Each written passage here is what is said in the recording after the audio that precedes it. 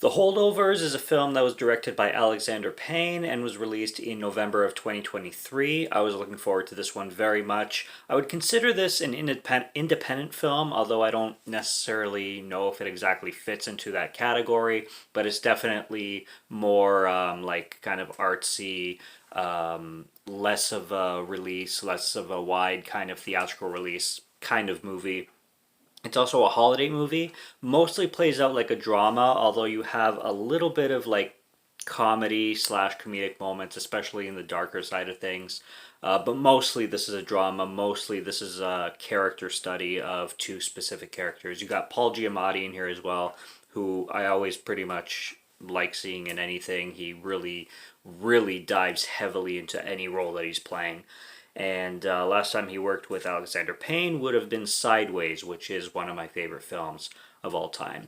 Alexander Payne hasn't made every single movie that I love. I wasn't too big on The Descendants, just not my thing. Didn't care for the plot or the story very much, but there's a lot of Alexander Payne films that I very much admire. I loved Nebraska, Sideways again.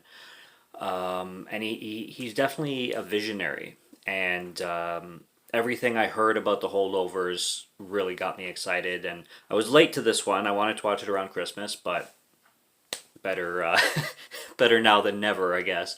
And it was fantastic. This is a fantastic holiday film that I am very excited to rewatch, especially next year for the holiday season.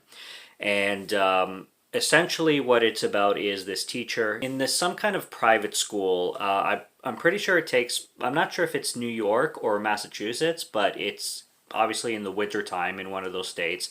And this is kind of like a prestige private school.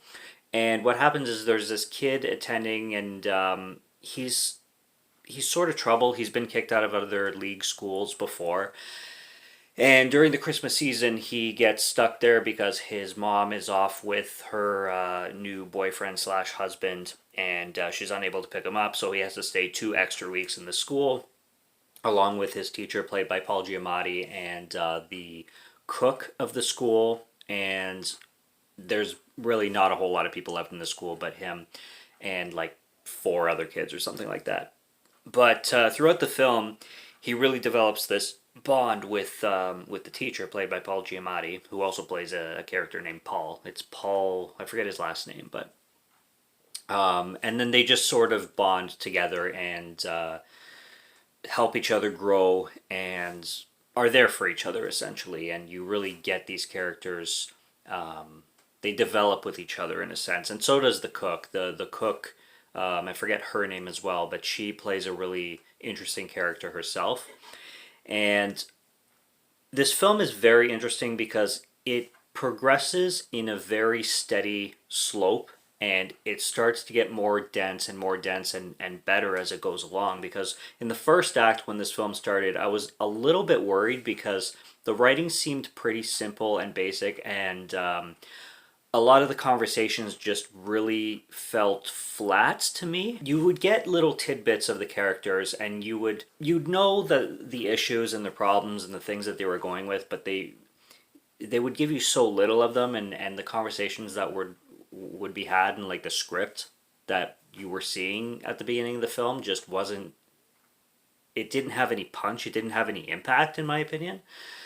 But it slowly started to get there, and as the film goes on and as these people get to know each other, then they start getting really dense, and the script starts getting really, really detailed and really just excellent. And the line delivery and the pacing of everything just really starts to excel in, like I said, a really progressive manner. And I really appreciated that because when it goes to the second act and the third act, by the time the third act comes, the film is just beautiful, and you're so invested, and like the pacing is literally perfect in this film. I haven't seen film pacing this well done in quite a while, and everybody's good in it. The acting is tremendous.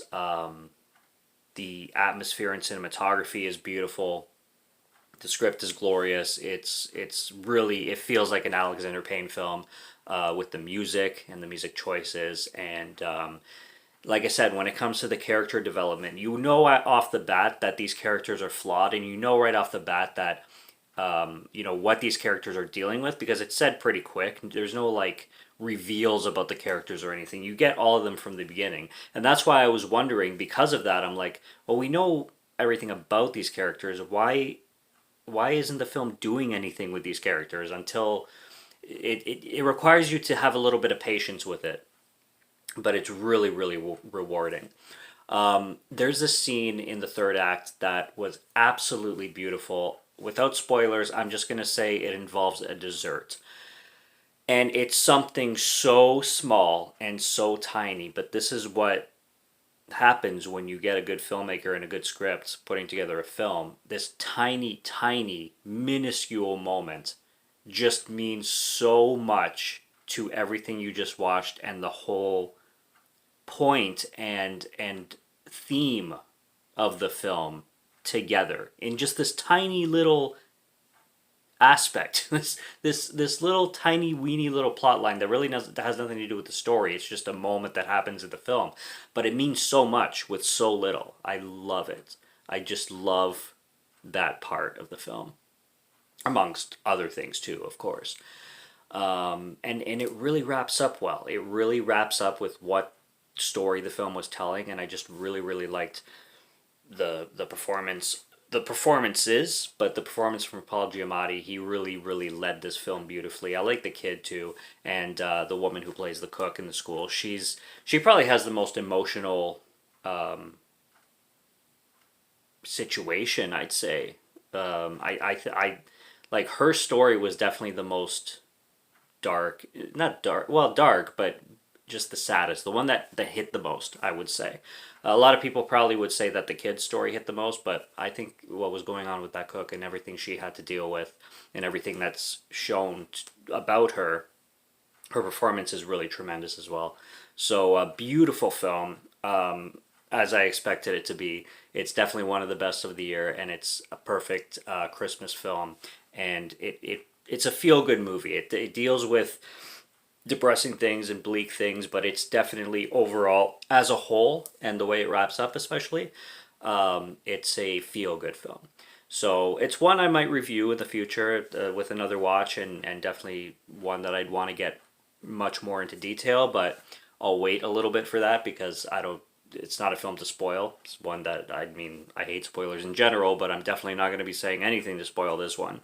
Just go check it out and sit with it and really experience this film because it's one to be experienced, and it's really good. Really really good stuff from Alexander Payne. One of his best. Like I said, he's done certain ones that didn't work for me. This one worked tremendously. It's his best since Sideways, I could say that. I could go that far because it's just that good. So go check it out wherever you can. Subscribe to Morgan Film Fan if you like to listen to my voice or if you like my film reviews. I'll be back with more soon, so stay tuned for those. Check out what's on the channel already. Stay tuned for what's coming. Until next review, have a good one. Take care and cheers.